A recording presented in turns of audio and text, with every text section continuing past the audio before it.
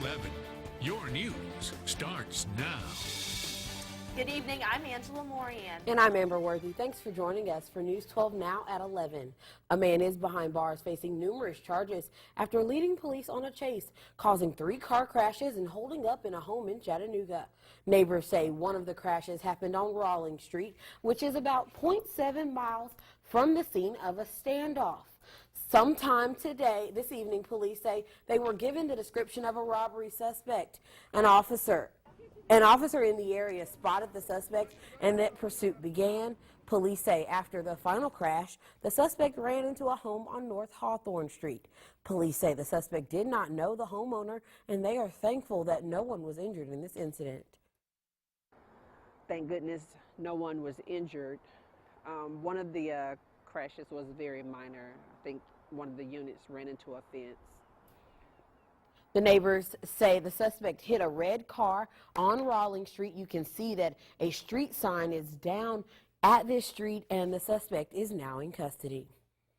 A man is behind bars in Cherokee County after multiple interactions with the sheriff's office in the past several months. Sheriff Derek Palmer says Benjamin Lee Stanley from Topton, North Carolina, has been charged with domestic violence violations and being a felon in possession of a firearm. Friday, Stanley managed to get away from deputies when he took his Jeep on an off-road trail.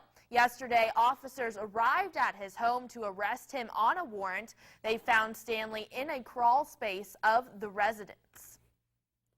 And Chattanooga police are still looking for a person who shot a man in the chest Friday night. The suspect's mother has been charged with attempted first-degree murder after that shooting.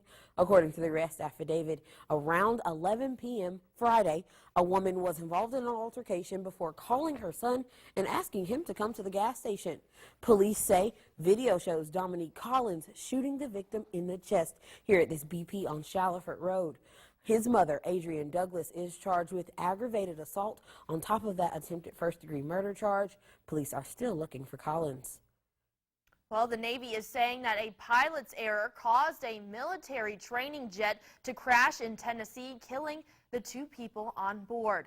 Navy officials say the jet was flying below allowable altitudes last October when it plunged into woods near Tellico Plains. The crash killed 31-year-old instructor Lieutenant Patrick Ruth from Louisiana and 25-year-old student pilot Lieutenant J.G. Wallace Birch from Mississippi.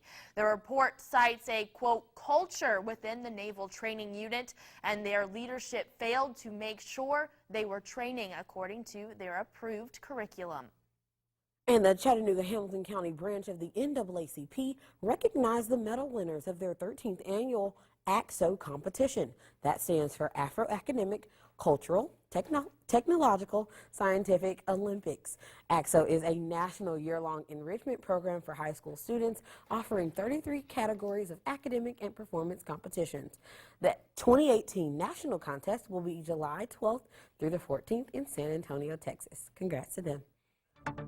And President Trump released a series of tweets against James Comey early this morning, calling him a slimeball and insisting he never asked Comey for loyalty. The president's tweets come before an interview that aired tonight with George Stephanopoulos, in which he talks about his new tell-all book, A Higher Loyalty. Laura Podesta reports. President Trump continued his tweet attack on former FBI Director James Comey Sunday ahead of the release of Comey's explosive new memoir, or as the president described it, Comey's badly reviewed book. According to President Trump, Slippery James Comey will go down as the worst FBI director in history, by far. Comey will launch a media blitz with the book release this week. In it, Comey explains his decision to reveal, just before the 2016 election, that the FBI had reopened the probe into the Hillary Clinton email scandal. I was operating in a world where Hillary Clinton was going to beat Donald Trump. And so I'm sure that it was a factor. Like I said, I don't remember spelling it out, but it had to have been that she's going to be elected president. And if I hide this from the American people, she'll be illegitimate the moment she's elected, the moment this comes out. Jim Comey, in my way of thinking, is a good man who made a very consequential blunder. Senator Tim Kaine was Clinton's running mate. The FBI has two real clear rules. Don't talk about a pending investigation and don't inject controversy right before an election. They didn't follow the rules with respect to Hillary Clinton. Meanwhile, the president is still fuming about evidence seized from his personal attorney during an FBI raid, tweeting, "Attorney-client privilege is now a thing of the past." But the White House insists President Trump remains cool. Look, the president is very confident in the fact that he has done nothing wrong, and he can't speak on behalf of anyone else, but he's very confident in what he has and hasn't done. A federal judge has requested that Michael Cohen appear for a court hearing in New York tomorrow. This morning, adult film star Stormy Daniels' attorney said that Daniels will also attend. You remember, Daniels was paid $130,000 by Cohen. She claims hush money to keep a 2006 sexual encounter with Mr. Trump quiet. As Daniels' attorney put it, Monday could prove very interesting. Mo Lalengi, CBS News at the White House. And Barbara Bush is surrounded by family and friends right now following a recent series of hospitalizations. The family released a statement saying after consulting family and doctors, Miss Bush, now age 92, has decided not to seek any additional medical treatment. She wants to instead focus on comfort care. They say it will not surprise those who knew Barbara Bush. She has been a rock in the face of her failing health, worrying not for herself, but her abiding faith for others. While the weather forced business closures and event cancellations across the state, one couple in Kelloland took a trip down the aisle. Take a look at how they made this day work even with some issues. This winter wonderland isn't what Sarah Peasley and Ian Schuler envisioned for their spring wedding. About a week out, it was already predicting 90% chance of something. She's been pretty diligent about checking it.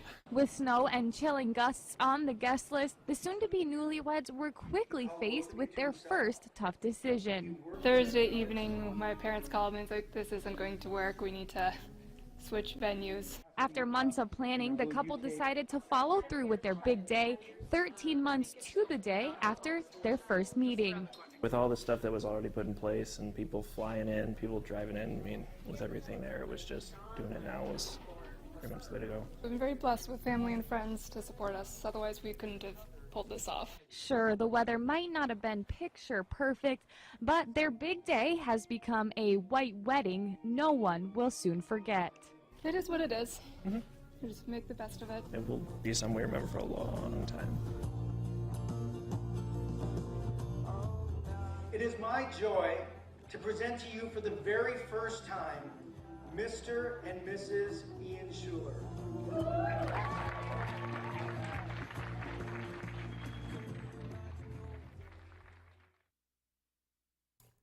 And I might be the only one who thinks a spring snow is kind of just what we need. No. You are the only one. Christina, what is tomorrow's forecast looking like?